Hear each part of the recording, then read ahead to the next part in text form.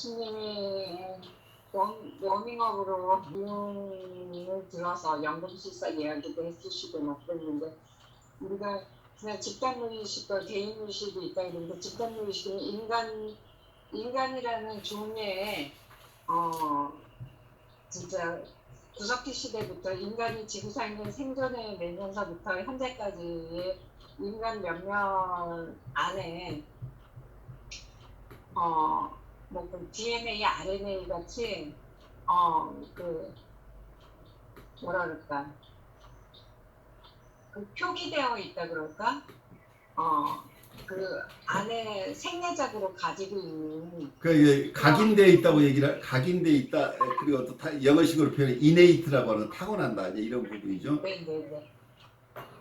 그러면서도 또 그 각각의 그 인간이라는 큰 종에서 크게 보면은 집단무의식이지만, 또 좀 더 축소시켜 보면은 그 인간이 사는 지역에 따라서 그 지역의 기후대, 문화, 역사 이런 거에 따라서 또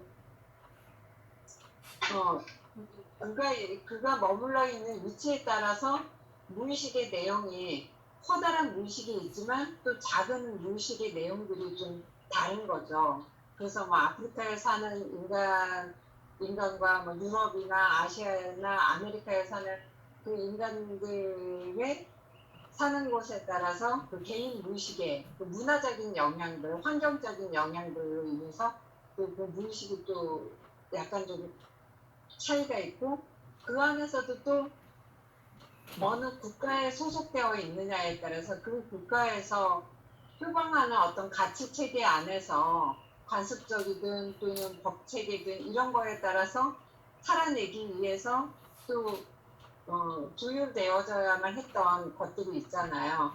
그에 따라서 그가 위치에 있는 장소에 따라서 그가 가질 수밖에 없는 그 무의식적인 내용들도 조금씩 차이가 있게 되는, 이제 하여튼 큰 맥락에서는 또 그렇게도 말씀을 주셨는데, 결국은 우리 인간의 사고체계라는 것도 비온이 이 좌표 이론을 자기가 만들어내고, 그것들이 무엇을, 그러니까 수학적인 언어로 자기 이론을 좌표 형식으로 단 한 페이지로 한 거잖아요. 표 하나에다가 그렇죠. 사고의 변형 과정, 또 사고의 성장 과정을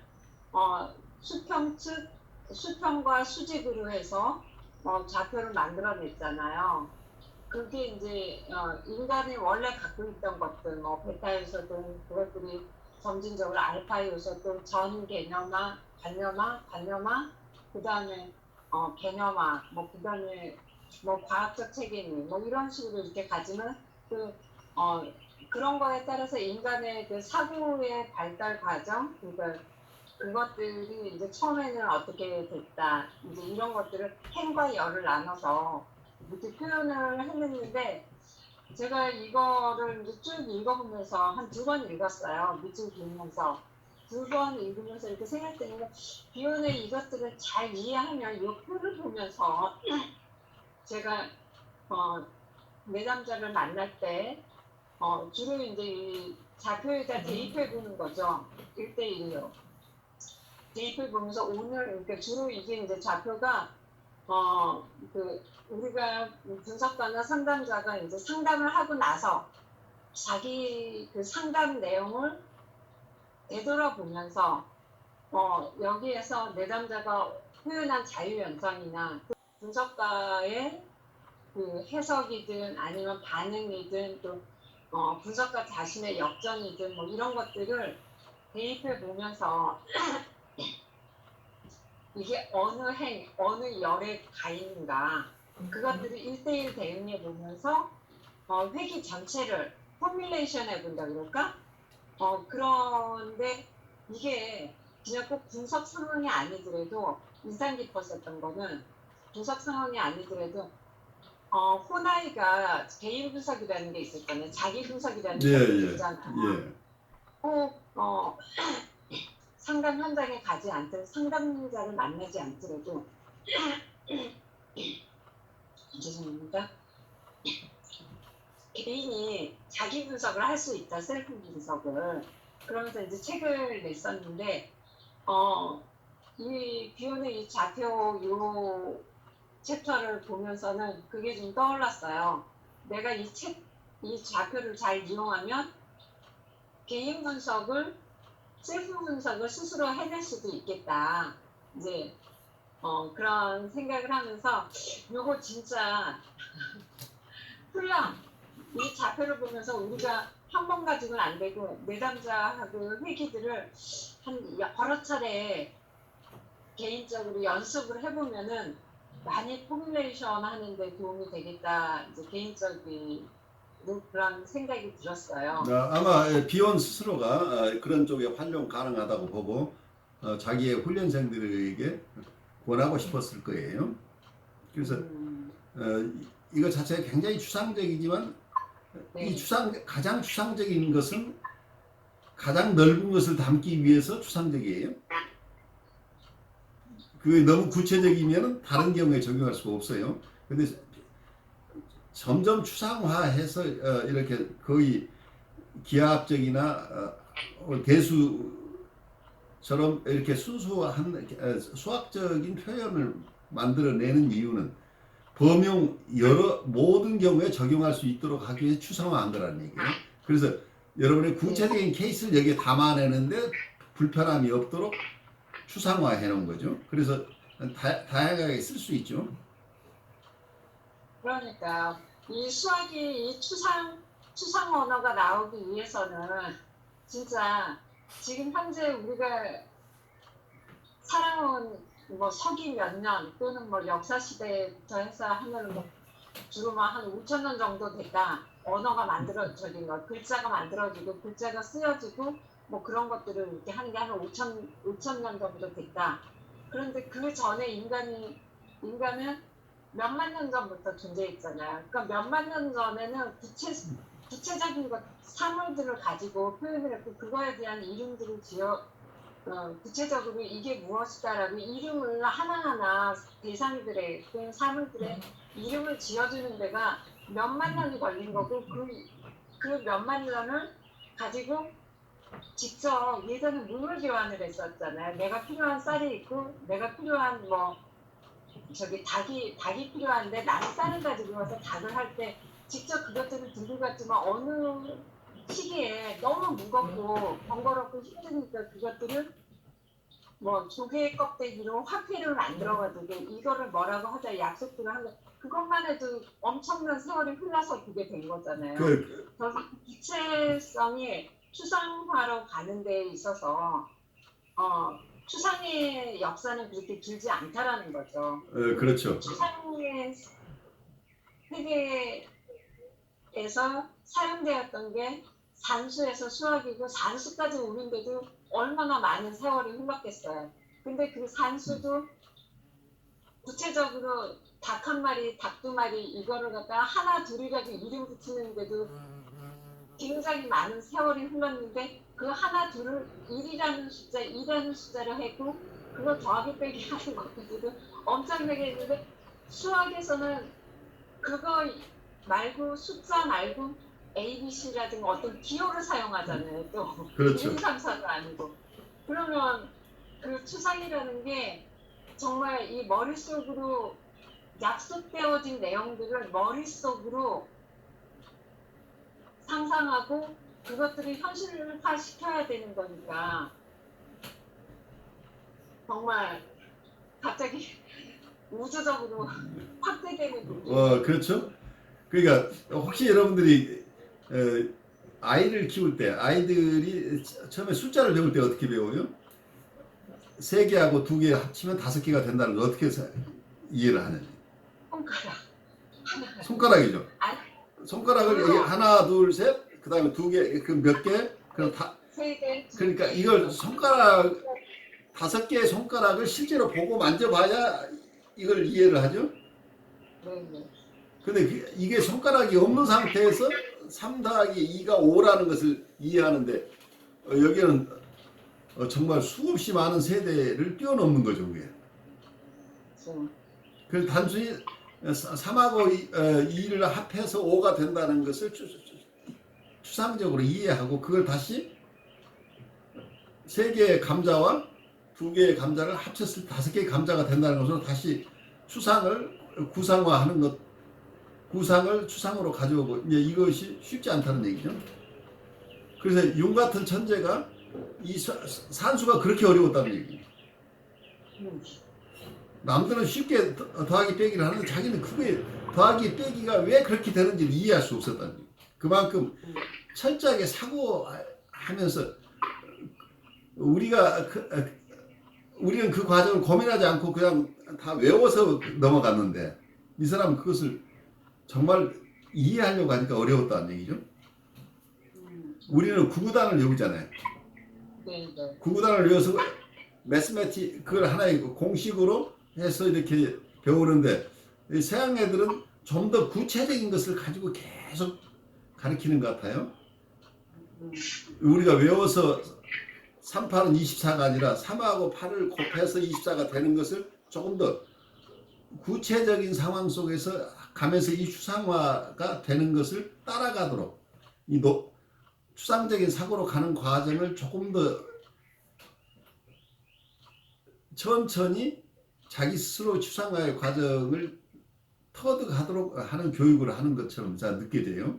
근데 우리는 이 단계를 빨리 뛰어넘어서 바로 애플리케이션으로 들어가 버리니까 이 추상적인 것을 구체적인 것과 연결시키는 힘이 우리가 더 약할지도 몰라요.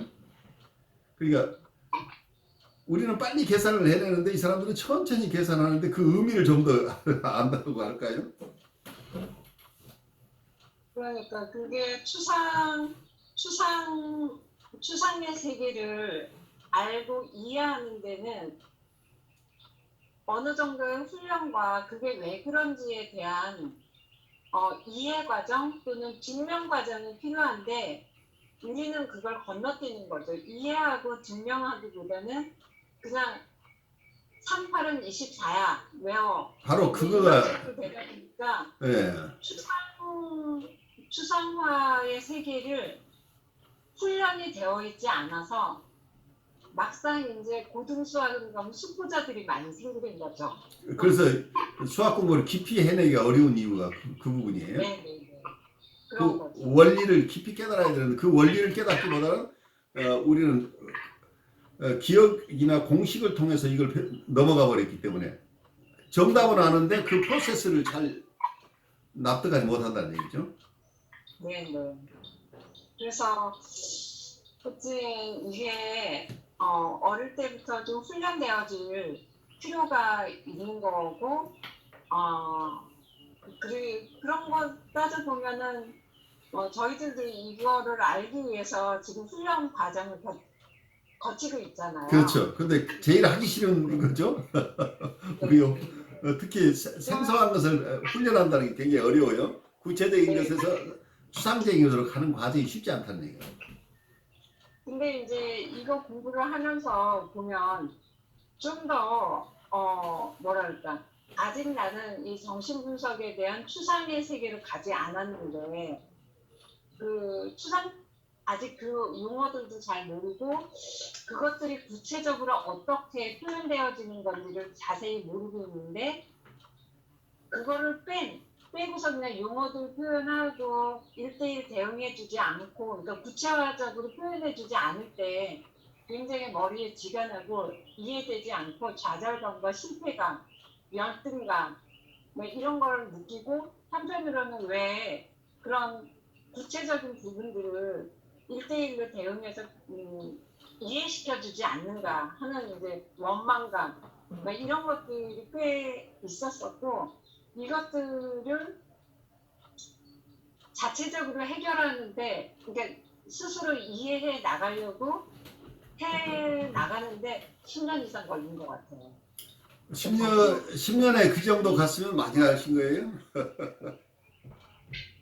그렇다면서도 다 이해한 건 아니지만 이게 이런 거구나. 그리고 이제 저 개인의 삶과 또는 내담자와의 상담을 통해서 경험을 통해서 그것들을 1대1 대응해 보거나 하면서 이제 조금씩 추상의 세계를 조금 넘어가고 있는 것 같아요.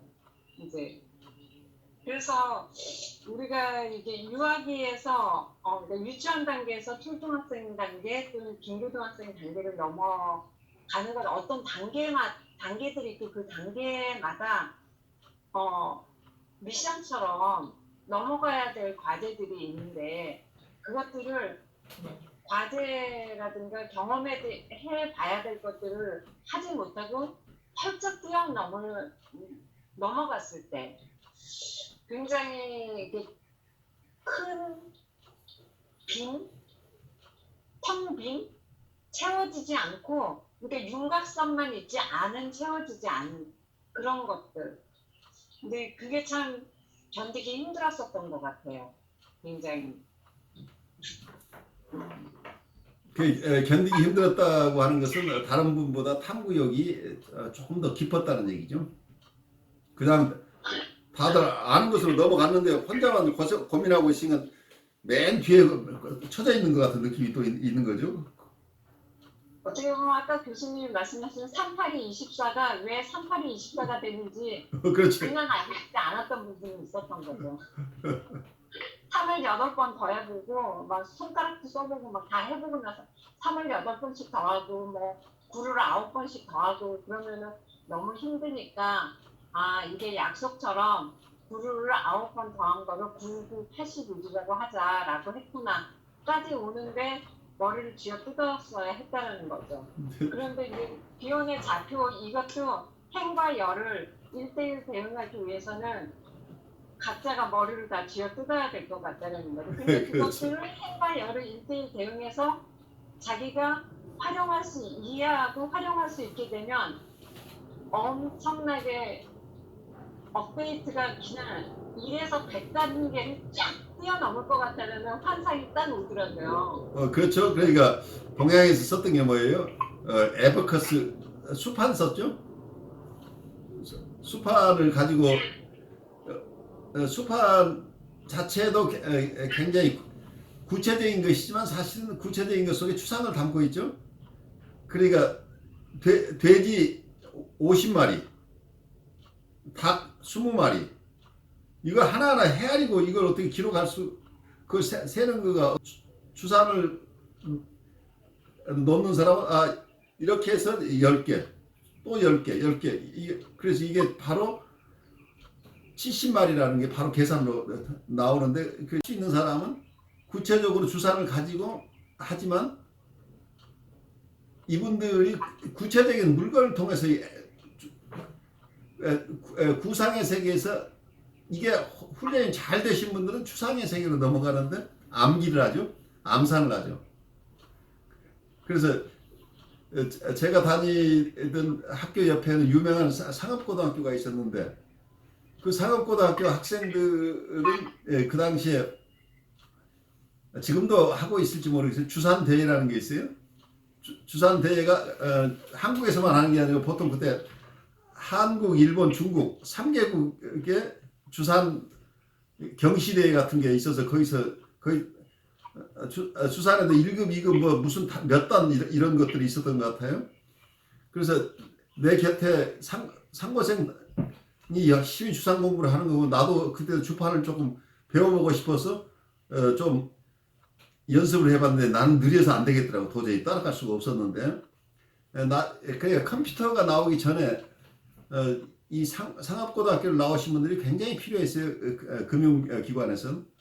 왜냐하면 이분들은 빠르게 계산할 수 있는 능력이 요즘 같으면 컴퓨터 몇 대가 필요한 상황이면 이분들이 꼭 휴먼 컴퓨터들이 필요했던 거죠.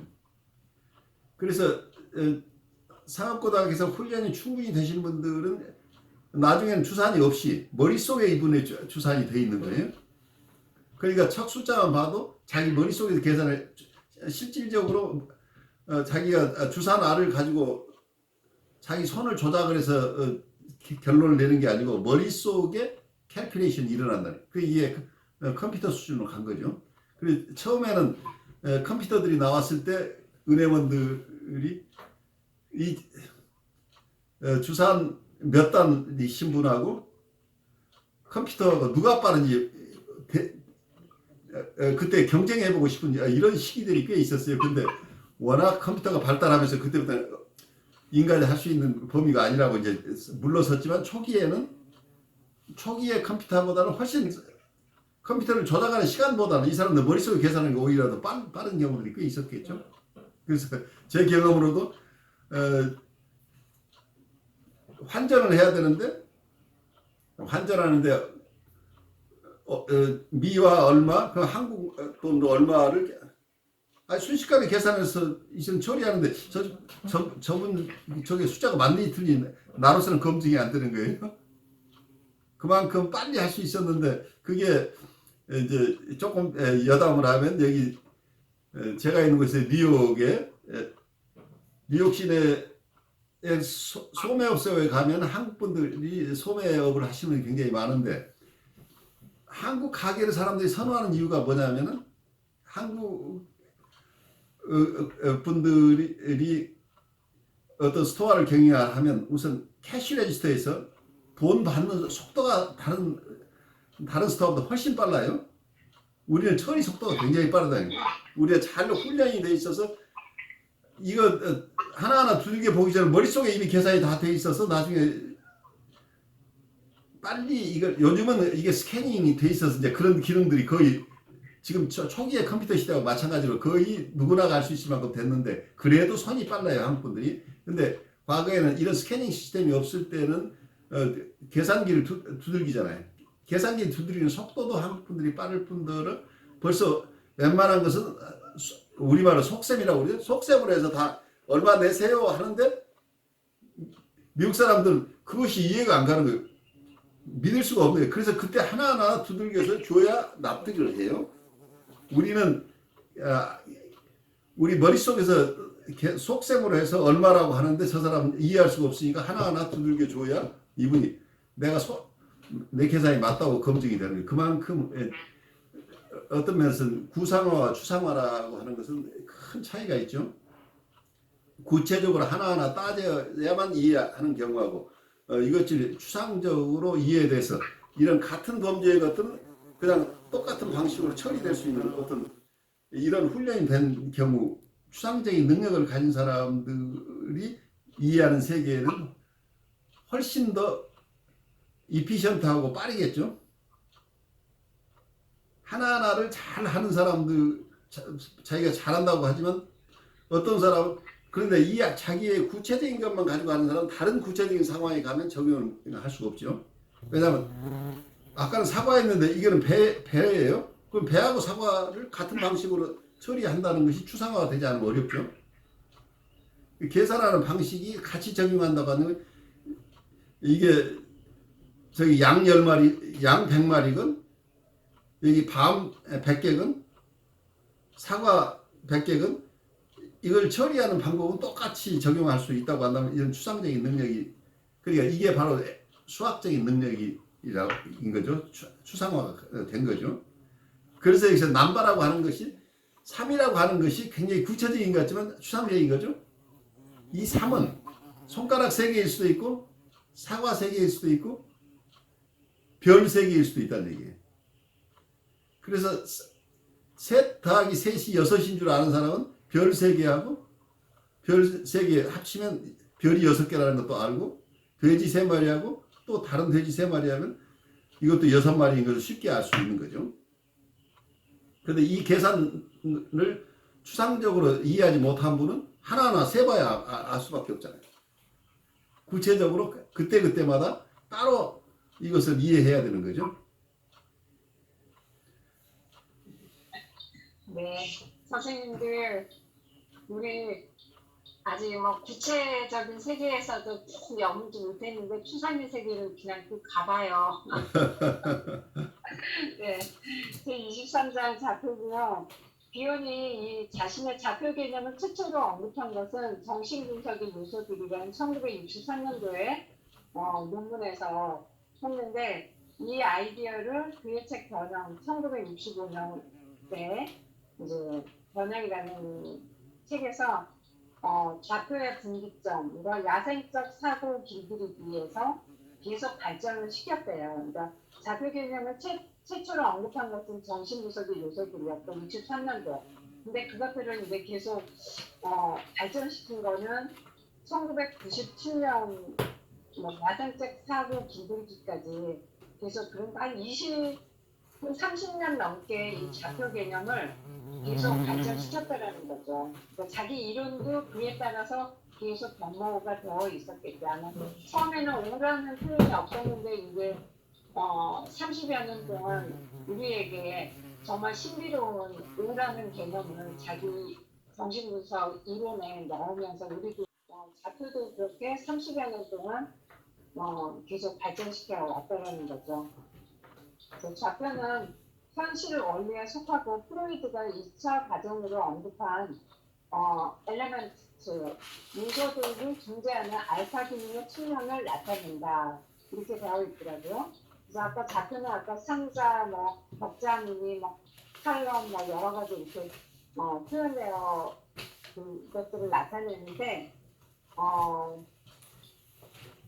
이것들은 이 좌표의 이 벽자미니 이것들은 사고들과 정서들의 범주를 저장하는 사고의 통으로 간주하고 또 변형의 과정 안에 있는 모든 발걸음을 하나의 통에서 다른 통으로 아래쪽 대각선 방향으로 이동하며 수직적인 축과 수평적인 축에 의해 구제된다.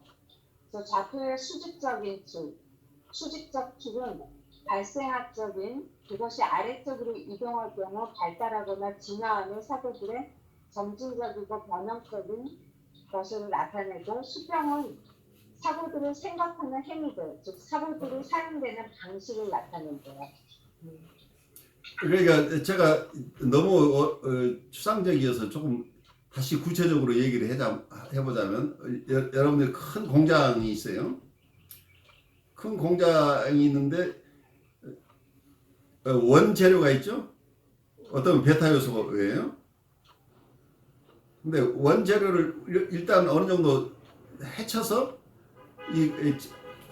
이 공장에 쓸 수 있는 것으로 나누는 작업이 알파 펑션이에요. 그래서 알파 요소가 됐어요. 어느 정도. 그 뒤에 여기에 공장 안에 이 큰 공장 안에 제1공장, 제2공장, 제3공장, 제7공장까지 있다고 하면 제1공장에서는 최초의 알파 요소를 가지고 꿈사고를 가지고 여러 가지 작업이 일어나요. 그러면서 여기서 1차 공장 자체에 또는 여러 개의 공정이 있어요.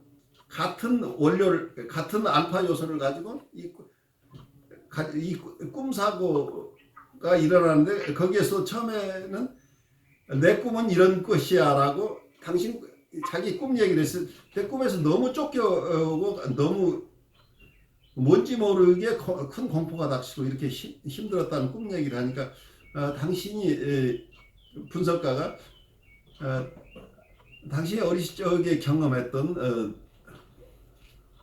어떤 아마 어린 시절 경험하고 관련될 수도 있겠는데 당신의 불안은 굉장히 쫓기는 것 같은 불안이 어디에서 왔을까요? 라고 하면서 그것은 가혹한 엄마를 혹시 체험하고 있었던 것은 아닐까요? 라고 제 생각에는 아마 당신이 항상 어려워했던 어머니가 가혹한 어머니가 당신에게 뭘 질책하는 것 같은 그런 것이 꿈에 드러나는 것은 아닐 것처럼 저한테는 느껴집니다. 한다면 이게 어쩌면 이게 하이파서스시죠. 그래야 이걸 정의적 가설이라고 얘기를 하는 거죠. 그걸 뭐라고 표현하고 있냐면 definitory hypothesis, 이게 가설이죠. 우리가 처음 내담자에게 어떤 얘기를 하고는 하나의 가설, 내 생각엔 그런 게 아닐까요? 근데 내담자가 그 얘기도 맞는데 꼭 그런 것 같지는 않고 저는 내 어머니는 그렇게 가혹한 분이기도 하지만 나한테 사랑스러운 존재이기 때문에 꼭 그렇게 느껴지지는 않는데요라고 한다. 아마 여기에서 어떤 거기에 대한 부정적인 얘기가 나올 수 있겠죠. 아마 당신의 얘기도 일리가 있어 보이네요. 라고 한다면 최초의 가설과 거기에 대한 부정이 있죠. 그런데 지난 회기에 당신이 전번에 꿨던 꿈 얘기를 하셨잖아요. 그 꿈하고는 어떻게 연결이 되나요? 라고 한다면 여기 노테이션이 한번 이걸 다시 과거에 있던 것을 한번 재조명해 볼. 그래서 여기서 표기라고 하는 게 노테이션 우리말이 표기라고 되어 있지만 어쨌든 그런 우리가 개입을 한다고 한다면 그것을 하나의 노테이션 전번 회기에 있었던 것을 한번 우리가 여기 전번 회기와 오늘 회기를 연결시켜 보자고 하는 얘기를 할 수도 있겠고, 그리고 주의를 어텐션을 주는 것. 당신이 지금 그 꿈속에서 쫓기는 것이 계속해서 전번 꿈에서도 드러났고 이번 꿈에 드러나는데 그 쫓긴다는 것이 무엇인지 거기에 대해서 좀 주의를 주면 어떻겠어요? 라고 우리가 인터벤션 한다면 이때 이게 하나의 어텐션이라고 할 수 있겠죠. 그리고 지금 굉장히 계속 쫓기고 불안하고 힘들고 한 것 중에 또 당신이 아까 얘기한 것처럼 당신의 사랑하는 어머니에 대한 정서도 있는데 왜 이런 정서가 이게 두 가지가 이렇게 섞일까요? 어떨 때 사랑스러운 엄마로 느껴지고 어떨 때 힘든 엄마로 느껴지나요? 라고 하면서 이분이 충분하게 거기에 대해서 얘기를 할 수 있도록 하는 과정은 탐구가 될 인콰이리가 되겠죠. 그리고 나서는 종합적으로 얘기할 때 당신은 굉장히 어떤 면에서는 멜라니 클라인의 개념을 빌어와서 여러 가지로 분열되어 있고 다들 엄마가 사랑스럽기도 하고 어떨 때는 굉장히 사랑스럽고 그렇지만 어떨 때는 굉장히 힘들게 하는 엄마를 경험하는데 이 두 엄마가 하나라는 것을 이제 이해하는 과정으로 저한테는 이해가 됩니다라고 한다면 이건 해석이죠. 이분의 지금 상황을, 이분의 심리적인 상태를 해석을 한다고 하는 인터프리테이션이 분석가로서 할 수 있는 하나의 액션이라는 얘기예요. 그러니까 액션이라고 하는 건 내가 어느 정도 해석의 의미로 전달한다고 한다면 이게 액션에 속하는데 어쩌면 그냥 표현하는 것은 다 거의 같은 얘기를 나는 하고 있어요. 근데 내 의도가, 분석가의 의도가 이게 표기, 노테이션인지 어떤 어텐션을 주의를 환기시키는 것인지 어떤 엑스플로레이션을 탐구, 인콰이리를 하는 것인지 이걸 종합해서 내가 이분에게 들려줄 얘기를 종합해서 해석하는 건지 이게 내 인턴션이 다 다르다는 얘기예요. 그러니까 하나 제1공장에서 지금 꿈 하나를 가지고 프로세스를 하고 있는데 공정이 여기서 5개, 6개의 공정이 있다고. 그 공정이 프로세스가 여기서 이 공정을 그러니까 어떤 경우에 이 6개의 공정이 어셈블리 라인으로 형성된 공장도 있겠죠. 그러면 처음 가설이 있고 거기에 부정이 있고 또 표기가 있고 주의가 있고 탐구, 행동을 다 이렇게 거칠 수도 있지만 어떤 공장에서는 이걸 선별적으로 이거 다 거치지 않고 처음 바로 해석으로 들어갈 수도 있고 어떤 분은 계속 인콰이리에 계속 집중하는 경우도 있어요. 어떤 환자들은 프리헤드폰 환자는 해석으로 갈 수 없으니까 액션으로 우리가 가서는 안 되는 거죠. 그 6번 칼럼으로 가면 안 되는 거란 말이에요. 그러니까 이분은 어떤 1번에서 4번 사이, 5번 사이까지만 활용해야 돼. 그 공정을 가면 안 되는 거죠. 우리가 지금 프로세스하고 있는 사고, 말하는 이 재료를 가지고, 이 머티리얼을 가지고 프로세스 하는데 어떤 경우에는 이 풀 프로세스를, 이 공정을 다 거치지만 어떤 경우에 그 공정 중에 몇 개만 거쳐야 될 경우도 있고. 근데 거기에서 만약 제1공장에서 어느 정도 프로세스가 됐어요. 마지막에. 그럼 제2공장으로 넘어가는 거죠. 그래서 꿈 요소가 다음에 전관념 프로세스 하는 대로 공장으로 들어간다는 얘기죠. 그래서 거기서도 이런 여러 가지 프로세스를 하고 거기서 이 프로세스가 끝나서 제품이 나왔어요. 전관념이 과정이 끝나면 바로 관련 공장으로 이게 이뭐 그러니까 그 중간에 있는 생각들은 여기서 A, B, C, D 이건 하나의 공장에 쓰는 이나 회계 쪽에 쓰는 얘기로 제공품이에요. Product in process. 제공품이라니. 우리가 원재료를 사왔지만 파이널 프로덕트로 나가기 전에는 하나의 가공을 거치는 중간 과정에 제품이 나오잖아요.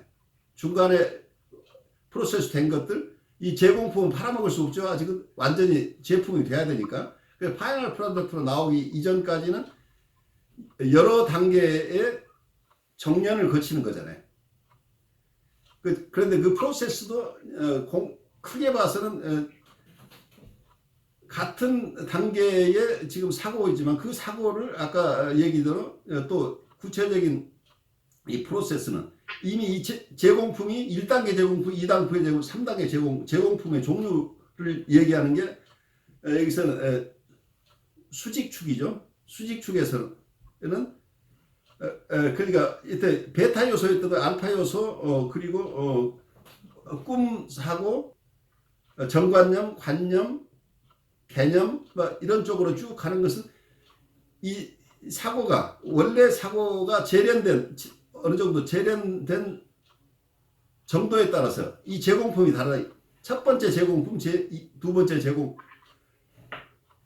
그래서 이 제공품들을 생산하는데 그 제공품이 가공되는 과정 프로세스가 여기서는 수평축이라는 1번, 2번, 3번, 4번, 5번, 6번 공정이 있다는 얘기. 그래서 같은 제공품이 다음 단계의 제공품으로 만들어지는데 이게 제공품이 달라지고 있는 것은 이건 추상화의 단계가 깊어진다는 얘기예요. 처음에 아주 여러 가지 제품, 머티리얼이 있었지만 나중에 나오는 제품은 전혀 처음 봤던 것하고 전혀 다른 제품이 나오는데 어느 정도 가공이 이루어져서 어느 정도 가공이 됐느냐에 따라서 이 추상화의 정도가 달라지는 거죠. 그런데 같은 레벨의 추상화 있지만 그 추상화가 바로 그 다음 단계 추상화로 가는 게 아니고 상당한 프로세스가 필요한데 이 같은 재료, 같은 제공품을 다루는 공정에 따라서 여러 개의 절차를 거치는데 이 절차들을 여기서는 수평 주기로 우리가 이해를 할 수 있겠다는 얘기입니다. 그래서 종합적으로 어쩌면 와일드 또트라 아직 주인 없는 사고가 들어와 있어요. 주인 없는 사고가 아니면 어떤 전혀 알 수 없는 아직 어떤 정서인지 모르는 베타 요소가 있어요. 이런 것을 우리가 프로세스에서 나중에 나의 깊은 나는 지금 무엇을 원하고 있고 무엇 때문에 내가 이런 생각을 하고 이런 사고를 하고 있는 것인가까지 추상화해 내는 과정까지 가는데 이것을 정교하게 하나하나 나눈 것이 이 좌표다 이렇게 생각해 볼 수 있겠죠. 제가 다 설명해내지 못하고 비원이 설명을 깔끔하게 설명하지 못하고 제 나름대로 이렇게 설명을 해보려고 하고 있는데 여러분 나름대로 이걸 이렇게 소화해 보는 게 좋을 것 같아요. 그래서 여러분의 언어로 이것을 소화해내는 과정이 이 좌표 공부예요. 네. 교수님이 아주 구체적으로 추상성을 구체적으로 잘 설명해 주신 것 같아서 너무 감사드리고 좌표 자체예요. 다른 선생님들은 어떠세요? 교수님 말씀을 들으시고. 그래요. 여러분들 지금 생각을 들어보는 게 더 중요해요. 선생님 말씀 한 번씩 듣고 싶어요. 너무 잘 설명해 주셔가지고. 네, 저도 굉장히 막연했던 거가 굉장히 디테일하게 이해하기 쉽게 씹어주셔가지고 너무 이해가 잘 됐고 저는 두 가지 질문이 이렇게 떠올랐어요. 그래서 어떤 거냐면은 이제 수직축이 하나의 어떤 진화 과정이잖아요. 예, 사고의 발달 과정인데 과연 끝이 있을까라는 생각. 끝이라는 거가 있을까? 여기서 이제 대수적 계산법까지만 이렇게 이제 비운이 이렇게 해놨지만 이것이 과연 완제품일까? 완벽한 걸까라는 그러니까 이 비혼한테 좀 질문을 가르쳐 줘야 돼요. 아주 좋은 아이디어를 줬어요. 비혼이 수평축에 대해서는 n으로 표시했죠. 네, 수직축도 n으로 표시해야 돼요. 네. 그리고 또 하나는 이게 이제 베타 요소 다음에 알파 요소 이제 A, B, C, D, E 쭉 이렇게 있지만은 실은 우리가 성장하는 데 있어서 굉장히 나선형으로 이렇게 주로는 성장을 하잖아요. 올라갔다가 그렇죠. 다시 퇴행했다가 예. 다시 조금 변화를 해서 다시 올라갔다가 또 다시 퇴행했다가 하는 뭐 A 다음에 B, B 다음에 C 이게 이거 이렇게는 되지만 실은 이제 궁극적으로는 되지만 실은 꼼사하고 신화여기까지 갔다고 하다가도 다시 또 알파 요소로 이렇게 좀 빠꿈치를 할 수 있고 그래서 이런 것들이 이 사이사이에 이 작업들이 꼭 뭔가 시간적으로나 단계적으로나 꼭 과연 이게 이렇게 좌표대로만 갈 수 있을까라는 생각을 다시 한번 해보는 거죠. 아주 중요한 알파 요소와 베타 요소까지 가는 그것이 이제 알파 요소의 어떤 긍정 과정을 거쳐서 그게 이제 뭔가 이제 쓸모 있는 이제 알파 요소가 돼서 그러면 이제 베타 요소로 이렇게 가고 또 그것이 꿈이 또 전관념으로 가고 이렇게 하지만 과연 이게 이렇게만 갈까라는 생각 또 그리고 때로는 왔다리 갔다리도 어마어마하게 많이 할 텐데 이제 그런 것들에 대해서도 한번 생각을 해보는 거죠. 아마 그 질문은 지금 주시는 질문을 비혼을 기쁘게 할 거예요. 그래요? 비혼이 이 격자로 표시하니까 표시할 수 없었던 부분을 메워주고 계시는 거죠. 비혼의 양안적 사고라는 것을 감안하셔야죠. 그러니까 여기서 아까 제가 제1공정, 제2공정, 제공품, 첫 번째 제공품, 두 번째 제공품 하는데 어떨 때는 프로세싱이 다 됐다고 하지만 다시 제공품 두 번째 제공품이 나왔는데 하다 보니까 이게 제대로 된 게 아니야. 그럼 다시 이거 되돌려 보내서 제1공정을 다시 거치러 갈 수도 있겠죠. 그래서 퇴행의 과정. 다른 사람의 이야기가 아니라 제 얘기거든요, 교수님. 그렇죠. 그러니까 뭔가 이제까지 제가 공부를 하면서 뭔가 이렇게 어웨어니스하고 내가 어떻게 지식을 통해서 내가 소화됐다고 생각했던 어떤 그런 부분들이 아까 말씀드린 것처럼 다 무너졌어요. 다 무너지면서 이 조각들이 이제 난 조각이 전부인 줄 때로는 알기도 하고 그 조각이 때로는 좀 전부인 줄 알기도 하고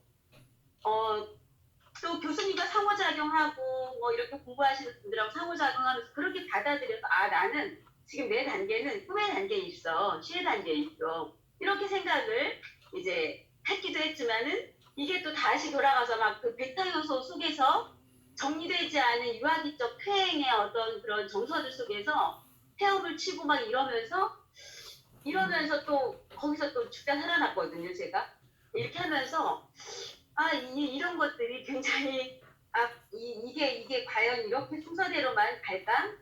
물론 그런 과정 속에서 프로세스에서도 진화라는 게 있겠지만 이거를 어떻게 확실한 속도로 나의 어떤 그 경험들이나 이런 성장들이나 변형 단계들을 정확하게 이렇게 표현한다라는 거는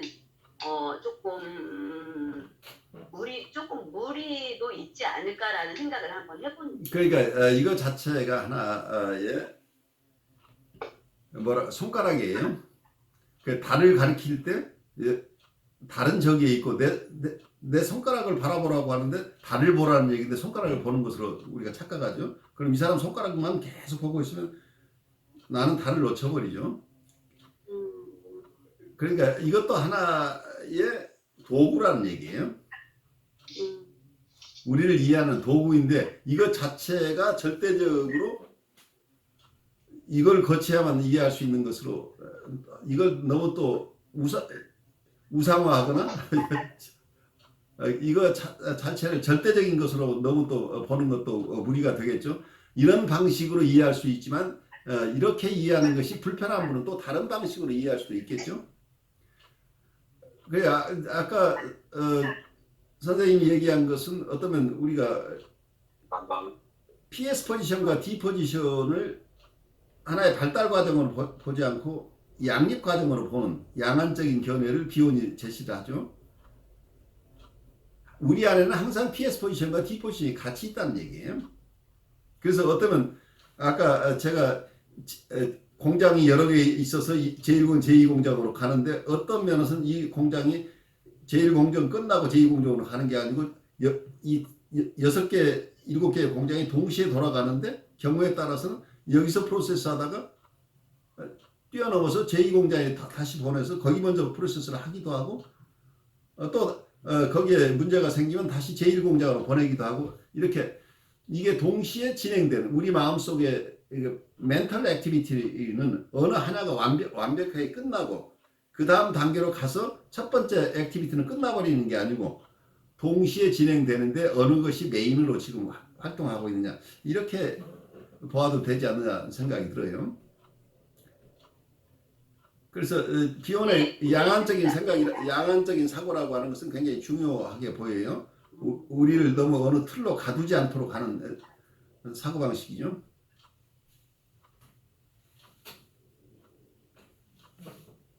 우리 남쌤이 아주 중요한 나눔을 주셨는데 조금 더 나눌 게 있으면 더 나눠주셔도 좋고. 아닙니다. 됐습니다. 아 그래요. 네, 충분합니다. 우리 김 선생님도 좀 나누시겠어요? 네, 몇 달 전에 봤던 주의와 해석이라는 책에서 좌표가 나와 있었는데, 이건 내가 이해하는 것이 아니야. 건너뛰어야 돼. 그럼 건너뛰었었어요. 예. 그리고 아예 그 표지에 이게 나와 있잖아요. 주의에서 책을 딱 보면 좌표가 나와 있더라고요. 그렇죠. 정말 나는 역시 수학생인 거 안 맞으니까 이거 그냥 건너뛰고 읽다 보면 이해할 거야 그렇거든요. 그래서 전혀 이해가 안 됐었는데 교수님이 표기주의, 탐구, 행동을 굉장히 적절하게 표현해 주시니까 나중에 교수님이 선생님 사례를 왜 이렇게 들으실까 그랬더니 딱 맞아 떨어지는 거예요. 그래서 저도 이거였구나. 그래서 우리 선생님께서 처음에 이걸 우리 분석, 자기 분석도 해도 되겠다. 그리고 임상병원에서 그 남자를 만나는 걸 여기 맞춰서 해도 되겠다. 그런데 그래 선생님이 그 고차원적인 부분은 나는 따라갈 수 없는데 그 부분까지 말씀하시면 어떻게 하면 좋아 그랬는데 가능성이 있겠다라는 것들을 봤습니다. 그래요. 다행입니다. 이게 사실은 굉장히 심플하게 만들어 놓은 건데 우리가 너무 어렵게 접근하고 있을 가능성이 있죠. 나름대로 자기를 정리하는 방식으로 하나의 가설적인 표를 하나 만들어 놓고 내 생각이 오늘 어디에 뭐 미쳐 있는 거야 하고 마치 매일 분류를 하듯이 여러분들이 사는 주택에 가면 공동주택인 경우에는 메일함이 있죠. 그 우체부가 와서 여러 개의 메일이 있는데 이걸 그냥 턱 놓고 가버리면 곤란하잖아요. 그러니까 우체부 직원분이 이걸 하나하나 소팅해서 분류할 수도 있고 그분이 안 하면 나중에 거기 관리하시는 분이 그 아파트 층 호수에 따라서 어느 분 것인지를 분류해 넣는 작업을 일어나는데 마치 이거랑 같이 생각하면 되죠. 내가 지금 오늘 이런 생각이나 정서가 어떻게 움직였는데 야 이게 지금 몇 번 방에 넣어야 돼? 그러니까 이게 사고의 통이라고 얘기를 하는 거예요. 사고의 통 속에 오늘 것은 여기에 해당하는 거야. 어제는 내가 이쪽에 머물렀는데 오늘은 왜 여기에 있을까? 분석 과정에서 내담자와 관계해서 나는 오늘 주로 작업이 여기서 일어났어. 근데 다음 작업은 어느 거가 좋을까? 이렇게 생각해 볼 수 있는 어떤 분석 과정을 조금 잘 체계화해서 추상적으로 바라볼 수 있는 힘들이 생기면 조금 더 여러 세션에서 일어나는 경험들을 내가 동시에 이해하는데 큰 도움이 될 수도 있겠죠.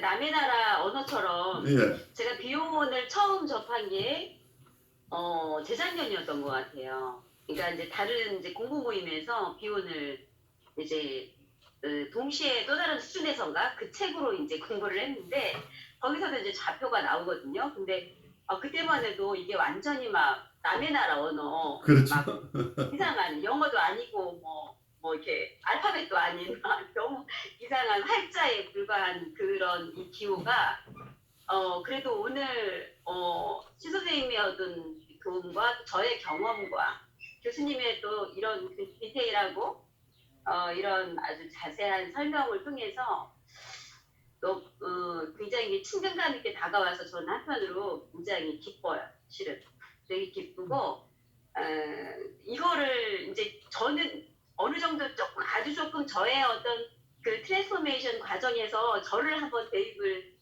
해외해 보는데 이것을 시 선생님은 벌써 이제 내담자하고 이제 아까 성심 선생님이 말씀하신 것처럼 와 이게 어떻게 언제쯤 이게 가능할까 하면서 그래서 참 예, 이렇게 가다 보면 그날이 오겠죠. 여러분들이 네. 제일 어려운 게 이것을 언더스탠딩 하는 거예요. 우리는 아까 3과 8 예를 들었지만 이것을 외워서 여기는 A4는 이거고 B5는 이거야 라고 그걸 맞추는 것을 잘 할 수는 있어요. 그런데 이게 체득이 돼야 된다는 얘기예요. 그러니까 언더스탠딩이 먼저라고. 그래서 우리가 내담자를 볼 때도 마찬가지예요. 우리가 대상을 신비라고 바라보라고 비오는 오라고 얘기를 하는 나는 오를 신비라고 얘기를 하는데 우리가 모르는 대상 이게 정신분석적인 대상이에요. 우리가 몰라요. 모르면 내가 알 때까지 좀 기다려야 돼요. 이 대상이 스스로 자기를 드러낼 때까지 기다려주면 내가 우선 언더스탠딩이 되면 그게 자연스럽게 내가 이분을 어떻게 도와줘야 되는 가 나오는데 우리는 먼저 여러 가지 기법을 알고 있어요. 이분은 이렇게 도울 수도 있고 내가 가지고 있는 돕는 방법이 도구가 여러 개가 있는데 이걸 쓰고 싶어요. 항상. 그런데 아직은 대상이 어떤 대상이 지금 무슨 상태에 있는지 무엇이 필요한지도 전혀 감이 잡히지 않는데 우리가 불안하면 아직 잘 모르지만 어썸션 내가 빨리 어떤 가정을 가지고 바로 내가 인터벤션 들어가 버리기 시작하면은 나는 이 사람이 스스로를 드러낼 기회를 박탈하고 그래서 내가 이 사람을 정말 이해할 기회를 갖지 않으면서 애를 쓰고 있는 거죠. 그러면 상대방은 굉장히 치매적으로 나를 느낄 수 있고 나는 내가 이렇게 애쓰는데도 반응하지 않는 이 내담자가 굉장히 야속해요. 그래서 내 또 역전이도 또 점점 더 어려운 것을 느끼게 되는 거죠. 이제 이런 과정인데 그래서 이 좌표 저에게도 엄청난 좌절을 주는 좌표였었고 지금도 그래요. 이 비혼 선생 때문에 참 고생한다 하면서 이렇게 보는데 조금 더 이것을 어떻게 활용하느냐에 너무 빨리 꽂히지 말고 빨리 그쪽으로 생각을 가지 말고 이것이 왜 만들어졌고 여기서 비혼이 얘기하고 싶은 게 무엇인가 하는 것을 그래 이걸 만든 사람의 의도를 정확하게 이해하게 되면 이렇게 만들었으니까 이건 흥미있게 만들었네. 그럼 내가 써도 되겠네 라는 것이 오는데 이 언더스탠딩이 되지 않으면 아무리 이 활용법을 알아도 결국은 허망한 거예요. 내가 잘 알지 못하고 쓰고 있는 거니까. 어쩔 때는 적절하게 쓰일 수도 있지만 내가 충분하게 소화하지 않았기 때문에 그건 이질적인 것으로 계속 남는 거죠. 그래서 내가 통합해내기 굉장히 힘든 거죠. 그런 경우에는. 그래서 이걸 너무 급하게 생각하지 말고 천천히 이분은 이렇게 애를 쓰고 있구나 하는 점에서 우리가 공감을 하면 좋을 것 같아요. 그래서 여기서 드러나는 것은 비혼도 이걸 만들면서 애를 썼고 여러 저술을 통해서 이걸 더 잘 설명해내려고 했어요. 왜냐하면 본인 생각에는 이것이 가장 순수한 어느 하나의 새로운 랭귀지로 정신분석가들 사이에 공용어로 만들고 싶었던 거예요. 그런데 이 의도는 참 좋은데 랭귀지는 말하는 사람과 듣는 사람이 커뮤니케이션이 돼야 되는데 듣는 사람을 교육하는 게 너무 힘들어요 지금. 그래서 커뮤니케이션 한 대상을 잃어버리면 이 랭귀지는 죽어버려요. 그래서 이 비혼이 좋은 툴을 만들었지만 이게 활발하게 쓰이지 않는 이유가 어쩌면 이 랭귀지로서 잘 배울 수 있도록 했어야 되는데 잘 배울 수 있는 툴들이 좀 약하죠. 그런데 비혼이 굉장히 잘 설명을 한다고 애를 쓰고 있지만 이게 수학적인 개념을 가지고 계속 설명하고 있어서 수학적인 개념에 익숙하지 않은 분들은 이 말을 알아듣기가 굉장히 힘들다는 얘기죠. 그래서 어떤 면에서 비혼이 큰 성과를 가지고 있지만 이게 잘 아직 활용되지 않는 이유가 그런 랭귀지로서 개발을 했는데 그 랭귀지를 수용할 환경이 조성되기 어렵고 그렇다고 정신분석가들 전부 다시 수학을 가르쳐서 비혼이 이해하는 수준의 수학 레벨까지 교육을 시킬 수도 없고 그래서 참 어려운 부분이죠. 그렇지만 여러분들이 이걸 수학적인 개념으로만 알아듣지 말고 우리의 임상 체험에서 너무 매스매틱하는 쪽에 가시지 말고 조금 구상과 추상을 이해하면서 우리의 임상의 보조 자료라는 개념으로 가시면 좀 더 친숙해질 수 있지 않을까 싶어요. 이것을 피요한 수학적인 것으로 이 절대 진리인 것으로 너무 가지 마시고 임상의 현상들을 잘 담아내기 위해서 통을 여러 개 만들었네. 통이 그냥 대충 봐도 한 30개 되는데 이 통들을 분류하는 방법은 뭘까? 왜 이렇게 분류를 하게 되는가? 이런 쪽에 생각을 하면 우리의 생각이나 감정을 담는 통을 여러 개 만들어서 이거 치료 진전 과정 속에서 위 왼쪽에 있던 것이 오른쪽으로 가고 아래쪽으로 내려가는 과정 속에서 점점 정신분석이 깊어간다. 이렇게 이해하면 도움이 될 것 같아요. 그러니까 교수님이 이 비혼의 좌표라든가 비혼의 이론에서 어떤 부분 비혼하면 떠오르는 게 닿는 것, 당기는 것, 클라인 하면 편집 분열적자리와 우울적자리 또는 투사적 분일시 이게 대표적으로 막 확 떠오르잖아요. 예. 그런 건 비혼도 이제 물론 그 클라인 거를 포함하고 거기다 플러스 이게 닿는 거, 당기는 거, 5개념은 아직도 상용화하기에는 조금 이제 거리가 좀 있고, 어떤 구매층이 약해서 상용화가 되었잖아요. 예. 그러니까 좌표의 이런 것들도 상용화 되려면은 좀 많이 시간이 좀 필요할 것 같아요. 근데 이제 이게 소멸할지 그런데 이거를 상용화 하려고 비혼은 30여 년 동안 애를 썼다는 거죠. 그렇죠. 그렇지만 상용화가 안 된 거죠. 근데 그 뜻은 좋죠. 뭐냐면 이것도 수평과 수직을 담는 것, 당기는 것 개념으로 이제 표현도 해놓기도 했어요. 조금 또 읽어볼게요. 예. 예. 그래서 좌표의 사용에 대한 설명서에서 비혼은 이것을 회기가 끝난 다음에 회기 동안에 발생한 것의 객관적인 인상적 의미를 찾아보는 데 사용할 것을 제안했다.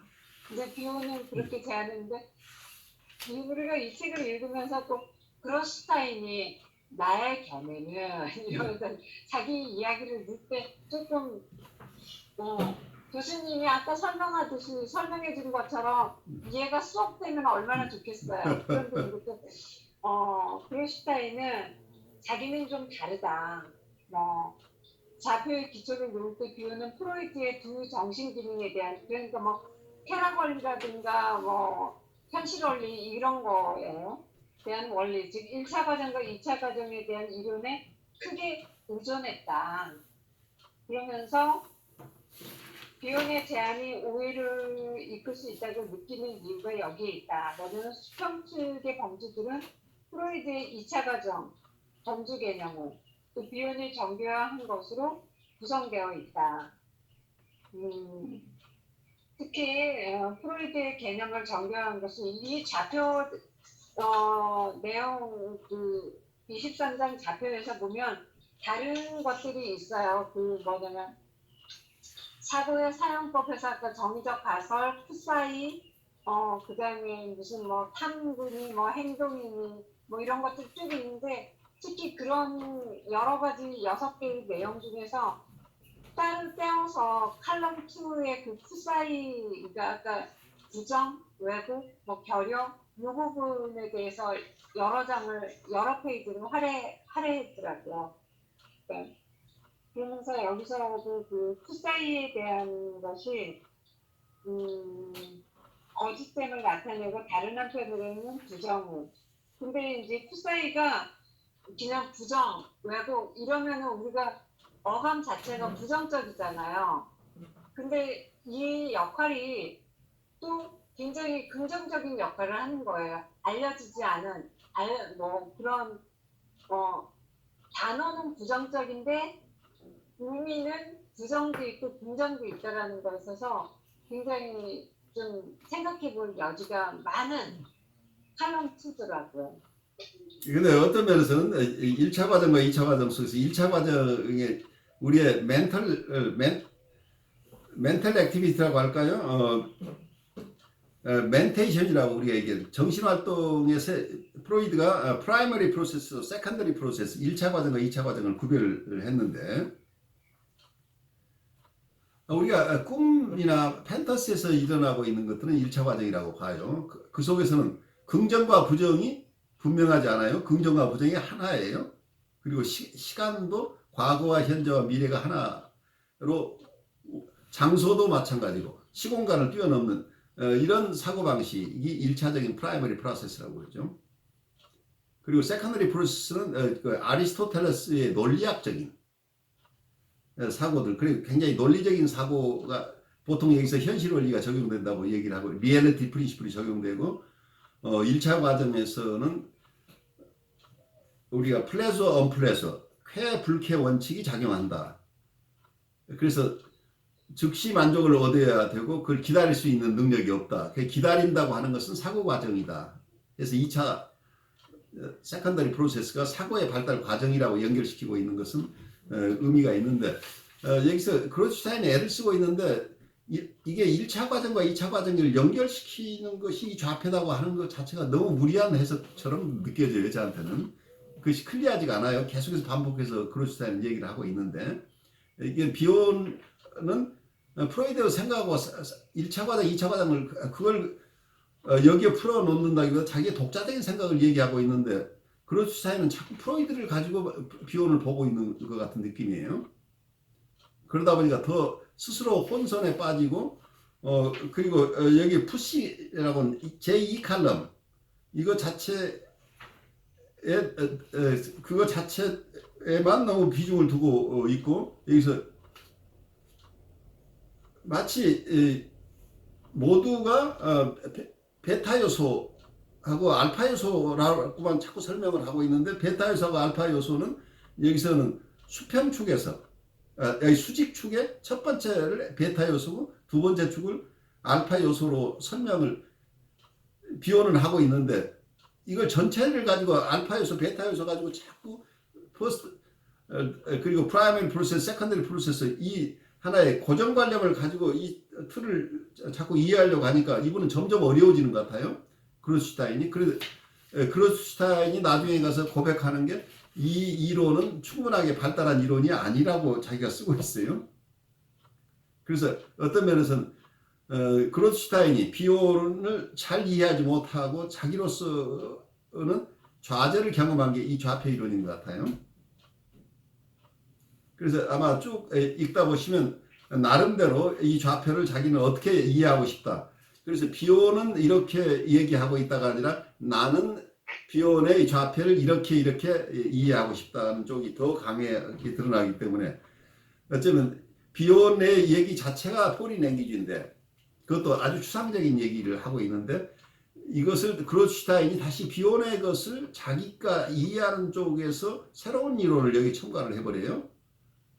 그러다 보니까 여러분들은 이게 하나의 포린 랭귀지를 이해하는 것도 어려운데 두 개의 포린 랭귀지를 소화해야 되는 부담이 지금 되니까 아마 이 챕터를 여러분들이 소화하는 게 많이 힘들었을 거예요. 제 얘기 들으면서 어떤 생각이 드세요? 그러니까 이걸 읽으면서 그냥 비혼의 말은 어떻게 좀 이해가 좀 될 듯해요. 그렇죠. 나의 견해는 딱 하면서 하면 혼돈, 카오스 속에 빠지는 거예요. 그러니까 비혼의 말을 정이라고 하면 그로스타인은 반으로 가는 거예요. 그럼 내가 이걸 정반 합으로 해서 합으로 맞춰야 되는데 아니 지금 그러면 그로스타인은 과연 비혼을 그대로 이해를 한 건가? 차라리 그로스타인의 나의 견해를 빼고 내가 비혼 글만 읽으면 차라리 내가 이해가 쉽겠다. 아니면 저는 순간적으로 그 비혼 글을 읽고 나서 그로스타인처럼 나의 견해는 이렇습니다. 이런 말을 하고 싶다. 이런 생각이 들고. 그러니까 저도 이제 교수님 이제 이번 좌표에서뿐만 아니라 네.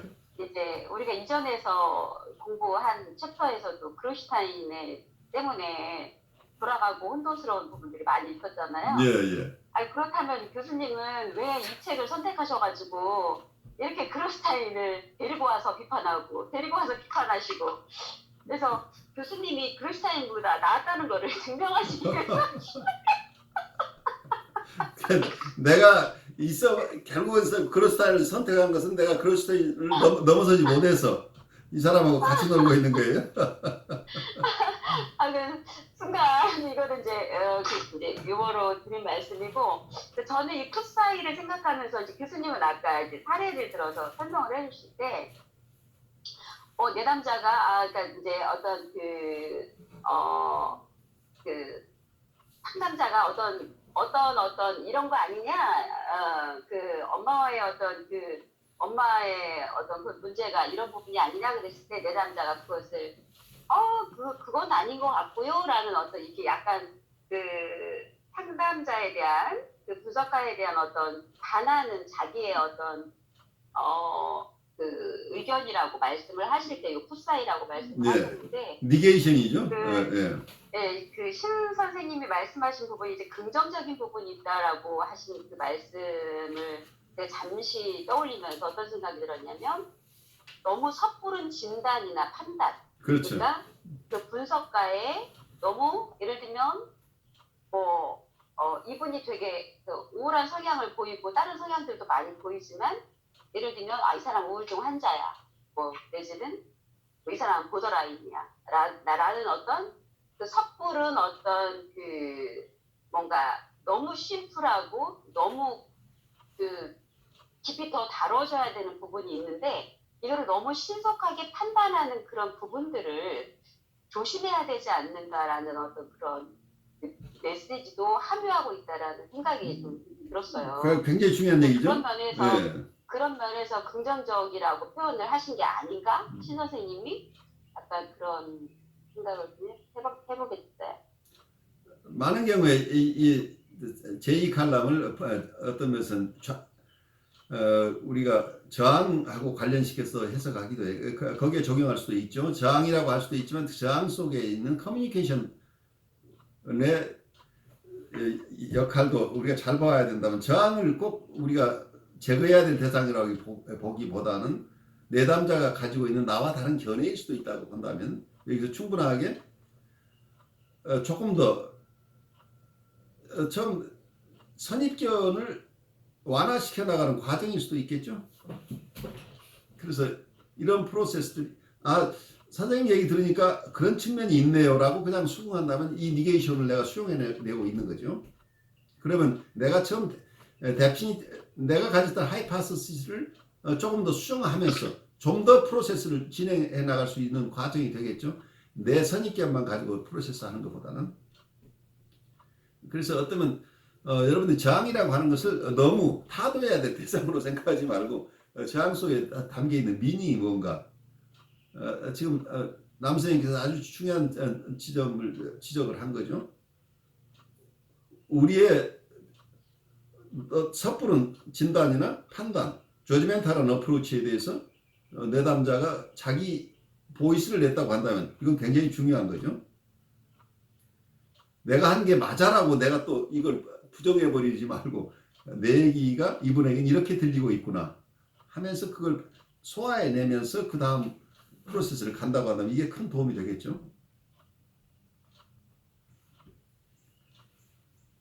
그래서 어떠면은 이 그로슈타인이 애를 쓰다 보니까 이게 여러분 교과서 313쪽 맨 밑에서 두 번째 보면 수직적 범주들은 2차 과정, 사고되어야 할 사고들을 구성한다. 내 책에는 이렇게 돼 있어요. 그래서 내가 이 말이 무슨 말인가 하고 애를 쓰다가 전번 수업 시간에 들으니까 다른 분이 가지고 있는 교과서는 그 1차 과정으로 돼 있다고 그러네요. 여러분이 가진 책은 어떻게 돼 있어요? 2차 과정. 2차 과정이. 근데 다른 분이 또 가지고 있는 책에는 1차 과정으로 돼 있다고 그래요. 번역이. 1차 과정으로 돼 있나? 2차 과정으로 돼 있나? 1차 과정. 1차 과정. 1차 과정을. 그래서 이 번역서가 두 버전이 있어요. 제 책은 2차 과정이에요. 그러니까 이게 1차 과정. 1차 과정으로 된 게 조금 나중에 1차 과정인데. 나중에 찍힌 책은 1차 과정으로 돼 있고 첫 번째 찍힌 책이 2차 과정으로 돼 있는지 어느 쪽이 먼저인지 모르겠어요. 그런데 제가 이 책을 봐요. 출판연도. 이거 그로슈타인인데 혼자스러운데 이 책 출판연도겠다. 그러니까 그로슈타인의 책으로 돌아가 보니까 그게 세컨더리 프로세스로 돼 있어요. 제 거는 발행 연도가 2012년이에요. 2010년에 발행됐어요. 그러니까 이제 이런 예가 전번에도 우리 하나 나왔었죠. 제가 가지고 있는 번역서하고 여러분이 가지고 있는 번역서가 서로 다른 거. 그러니까 이게 어떠면 깊이 나중에 여러분들이 시간 있을 때 바라봐야 될 부분이지만 번역자도 이걸 이해하기 어려운 내용이고 또 원저자도 자기가 지금 무슨 말을 하고 있는지 잘 모르는 내용일 가능성이 있어요. 그러다 보니까 1차 과정과 2차 과정이 오고 가고 있어요. 이게 심벌리하게 드러나고 있는 부분들이죠. 그래서 어떤 면에서는 너무 지금 비혼의 독창적인 어떤 이론을 너무 프로이드의 틀을 가지고 이해하다가 본인 스스로가 함정에 빠져 있는 게 아닌가 싶어요. 그렇게 분류할 수 없는 것을 분류하려고 지금 애를 쓰고 있는 거죠. 근데 프로이드의 이론은 먼저 나왔고 비혼은 그 이후에 나온 이론인데 이거 환원적으로 프로이드 이론 가지고 비혼을 분석하려고 하니까 이게 무리가 생기지 않나 싶어요. 오히려 프로이드의 이론을 조금 더 프로이드가 보지 못했던 관점들을 이렇게 세분해서 놓았는데 이 세분된 것을 갑자기 프로이드의 것은 무조건 맞는 걸로 치고 거기에다가 이걸 꽤 맞추려고 하니까 1차냐 2차냐가 이렇게 불분명해지는 상황이 된 거죠. 여기 교수님 원서에는 1차 과정으로 되어 있나요? 세컨더리 프로세스로 돼 있어요. 2차 과정이요? 네. 근데 그 원서도 모르겠어요. 전번에 우리가 봤던 것은 원서 자체는 원서 자체는 바뀌지 않았는데 번역문이 바뀌었다고 하는 것은 어떤 경우에는 번역자가 벌써 2차라는 말이 있고 1차로 바뀌는 과정 속에 번역자가 납득이 안 돼서 혹시 원저자하고 커뮤니케이션을 통해서 원저자가 원문을 잘못 쓴 거기 때문에 그건 그렇게 바꾸어서 이해하는 게 좋겠다고 양해가 됐을지도 모르겠다는 생각이 들어요. 그만큼 어떤 면에서 조금 원저자인 그로트슈타인이 고정적인 확실한 생각들이 조금 결여되어 있는 부분이 아닐까 하는 생각은 들어요. 그래서 이 혼선들이 발생하는 게 아닌가. 각자 지금 남은 생각들 잠깐 나누고 우리 마무리하죠.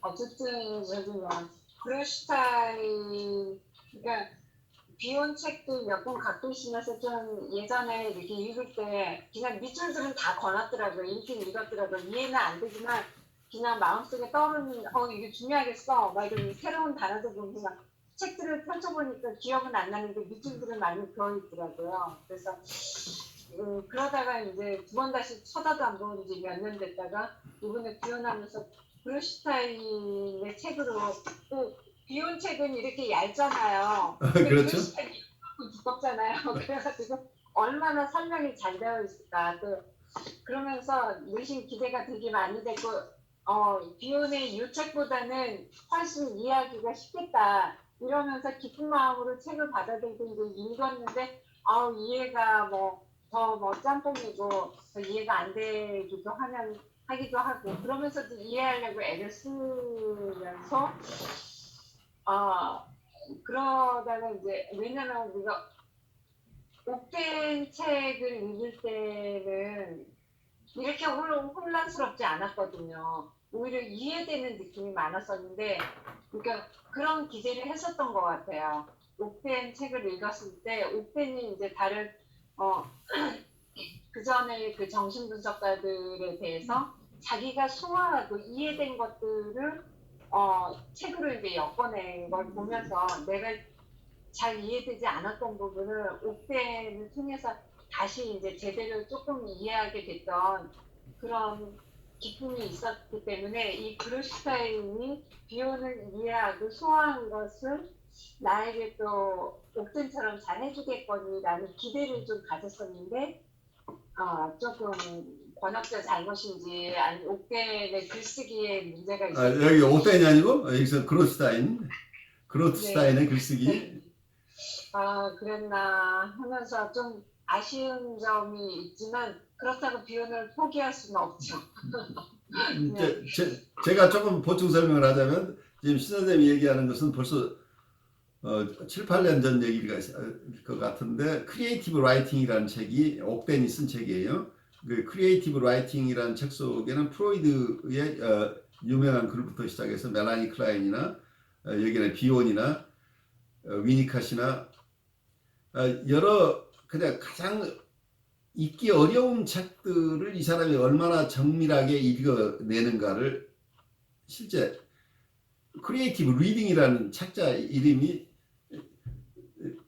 원래 저자의 무의식과 독자의 무의식이 어떻게 교류하는가 그러면서 저자가 무의식적으로 알고 있었으나 의식화하지 못한 부분을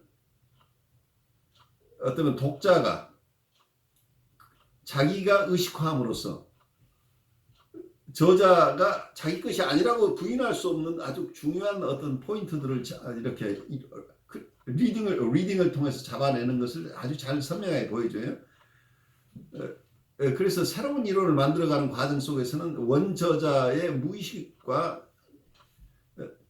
독자의 새로운 연구자의 무의식이 교류하면서 원저자가 미처 표현하지 못한 원저자가 이미 알고 있었던 그러니까 야생적인 생각이죠. 여기도 아직은 의식으로 담아내지 못했지만 이미 가지고 있었던 어떤 생각들을 자기의 의식을 통해서 해내는 과정들을 아주 선명하게 그려서 그 새로운 어떤 통찰들을 자기 이론에 어떻게 접목시키고 있는가 하는 과정들을 잘 보여줬어요.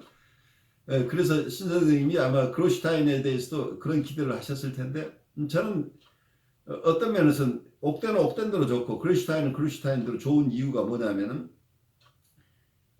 옥된은 너무 정교하게 이렇게 잘 써서 우리가 그 속에 우리의 크리에이티브 리딩을 하기가 굉장히 힘들어요.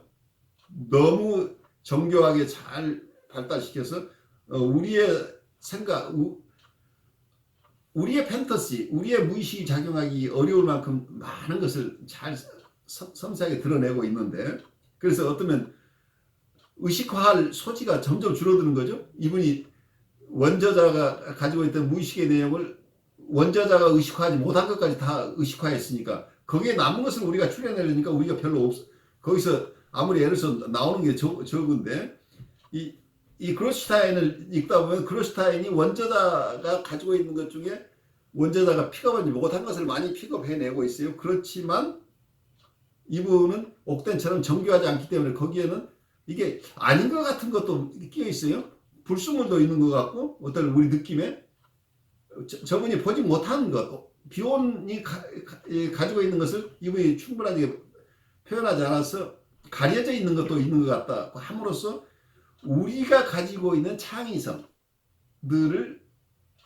우리 창의성에 도전을 하고 있어요. 그로시다인 여러분에게 도전장을 내고 있는, 나는 이렇게 생각하는데 여러분은 어떻게 생각해? 라고 여러분이 반응하게 하고 있는 지점이에요. 그래서 여러분들의 어그레션이 생기고 이게 뭐야? 라고 하는 것은 내가 차라리 읽으면 내가 더 잘할 수 있겠어. 그래서 여러분 무의식 속에 그로시타인과의 경쟁심이 일어나고 컴피티션이 일어나고 있어요. 그래서 원저자가 있고 또 이것에 해설을 하신 그로시타인인데 그로시타인과 비온 그리고 나 3자 간의 에디퍼스 컴플렉스가 지금 일어나고 있어요. 그래서 내가 이해한다면 그로시타인 당신보다 내가 더 잘 이해할 수 있어. 그래서 여러분의 성장에 기폭제 역할을 하고 있다는 얘기예요. 그래서 가끔 틀려줘야 우리가 생각할 수 있게 되잖아. 그래서 어쩌면 완벽한 선생님 밑에서는 좋은 제자가 나오기 힘들어요. 청출어람이 되기 어렵다는 얘기. 선생님이 가끔 틀려줘야 아이들이 자기 것을 주장할 힘들이 생기잖아요. 제가 엉뚱한 얘기를 좀 하고 있는데 우리 또 두 분도 마지막 생각이나 느낌 좀 나누시죠.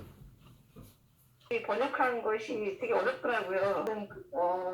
원문도 또 해석해내고 또 그 안에 들어있는 그로시타인의 생각들, 그러나 내 생각은 한 것 보고 이해해야 되고 따라잡기가 되게 힘들긴 했지만 교수님 말씀하신 것처럼 또 그로시타인이 어떻게 보면 비오노트를 얻었던 그분의 야생적 사고들이 벌써 튀어나오는 거잖아요. 어떻게 보면. 그렇죠. 근데 그게 결국은 저희가 가지고 있는 어떤 야생적인 부분들을 좀 보게 하고 여기 안은 아까 교수님 말씀하신 것처럼 옥된하고 틀리게 그런 부분들을 좀 볼 수 있는 것이 진짜 되구나 이런 생각이 들어져서 그런 다양하게 자율적으로 내가 가지고 있는 야성적인 것들을 이야기 나눌 수 있는 장이 되어가는 느낌이 들어져요. 그 점이 되게 저프가 되게 경직돼 있고 뭔가 말을 할 때 좀 그렇다고 지금 옳은 말을 하는지 그런 말을 하는지 저는 모르잖아요. 왜냐면 그렇죠. 표현 자체를 잘 모르니까.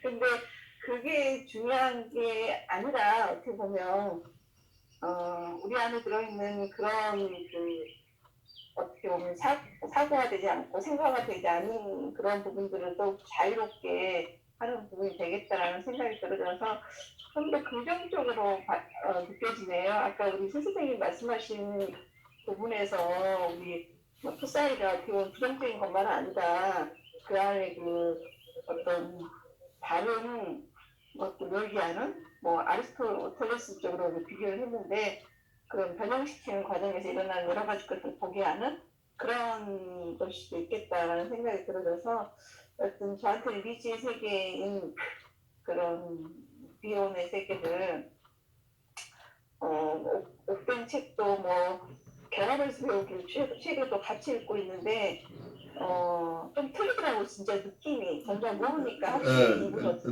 느낌이 다르죠? 정말 틀리더라고요. 옥된 선생님은 되게 이렇게 아주 간결하면서도 되게 알기 쉽게 돼 있는 느낌이 들어져서 좀 느낌은 틀리지만 그래서 한번 쫓아가 보고 있어요. 줄을 끄면서 이해는 안 되지만 그래서 언젠가는 조금이라도 만나지겠지 하고. 그러니까 아주 좋은 말씀인데 어떤 면에서는 비혼이 원래 독자에게 요구했던 것은 나를 따라오지 말아야 해요. 나는 손가락이다. 여러분의 오를 만나라고 얘기한 거죠.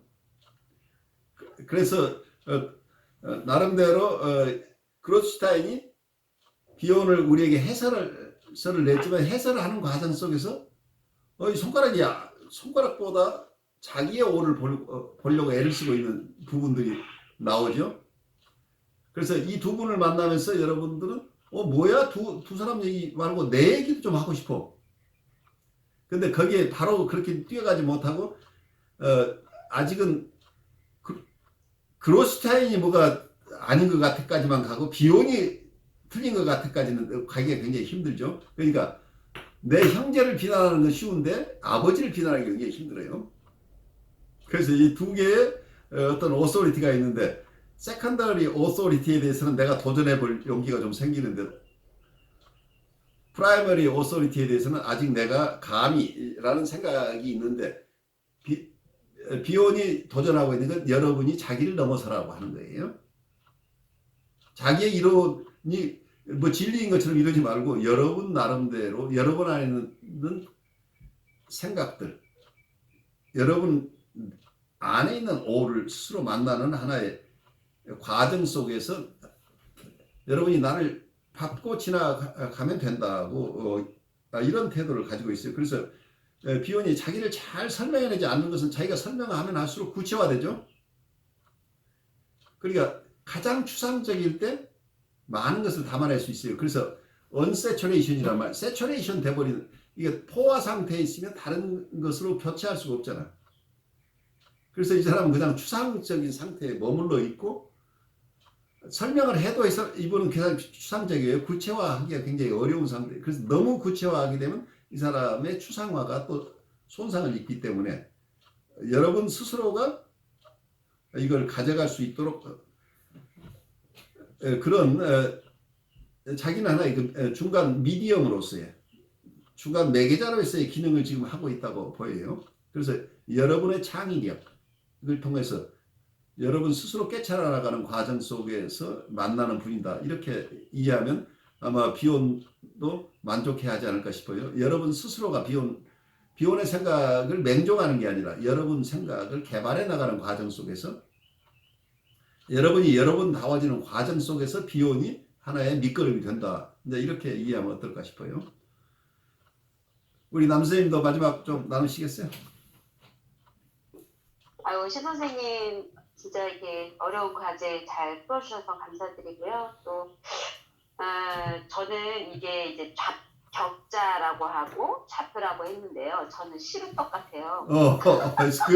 이게 시루떡이 밑에서부터 이렇게 쭉쭉쭉쭉 쌓아 이게 올려져서 맨 위에 있는 거가 이게 이제 비혼의 좌표처럼 제가 순간 그런 자유현상이 떠오른 게, 그러니까 이분의 어떤 그 비혼 나름대로 이 좌표를 이렇게 이제 만드셨지만, 이제 짧은 저의 경험으로 볼 때 이렇게 결론이 나기까지는 이 안에 멜라니 클라인, 뭐 위니카 또 내지는 뭐 프로이드 수많은 영향받은 그런 프로이트부터 시작해가지고, 그래서 저는 이렇게 제 경험을 볼 때 막 너무 왔다리 갔다리 하고 막 이게 그러니까 이 비혼의 이론 하나만으로 이렇게 정교화한 것으로 보기보다는 이 시루떡 속에 있는 쿠션, 여러 가지 어떤 내 안에서 움직여지는 어떤 이런 부분들이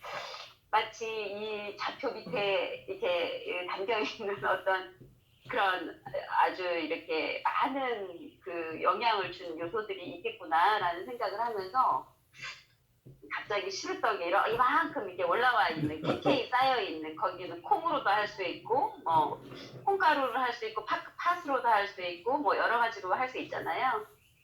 그래서 그런 저만의 좀 약간 독특한 자유현상을 한번 해봤습니다. 예, 감사합니다. 근데 마지막에 우리 굉장히 헝그리한데 우리를 충분하게 피딩 시켜주셨어요. 고마워요. 오늘 아주 좋은 엄마 노릇을 해주셔서 고마워요. 맞아요. 시루떡 먹어요. 선생님 시루떡 하니까 추상성이 구체성으로 확 되면서 이해가 팍 되는 느낌이 들어요. 그래요. 그렇게 추상과 구체성은 왔다리 갔다리 하면서 서로 도와주고 우리를 더 상상할 수 있게 하고 그런 것 같아요. 예. 아주 마무리를 아주 잘하셨어요. 마무리 아주 감사합니다. 기가 막히게 해주셨고 그리고 서울에서도 지금 저희 ICC 학기를 개설하기 위해서 애를 쓰고 계세요. 그러면 여러분들도 좀 참여하시면 좋을 것 같아요. 그래요. 여러분들 오늘 수고하셨어요. 우리 다음 주에 봬요. 네. 네.